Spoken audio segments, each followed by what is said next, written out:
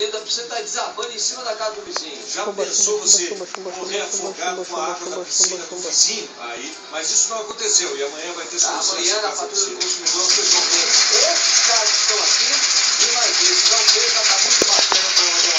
Obrigado a todos, obrigado Celso. Daqui a pouco, valendo o peso, nós vamos descobrir se os participantes no fim de semana engordaram. Quem tiver engordado será eliminado de acordo com a regra.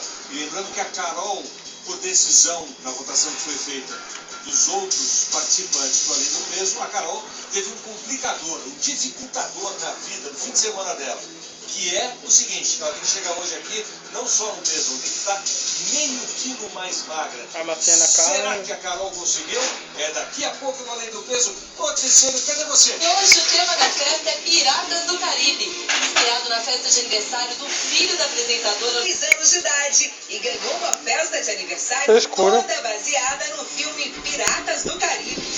Tá faltando capitão aí nessa Tem que maciar a carne para aquela Nada pessoal. daqui eu te arranco a cabeça! tripada. Tem que dar aquela maciada na carne. Quem já assistiu o filme, quem é fã do filme, sabe que tudo se passa dentro do Pérola Negra. E aqui, em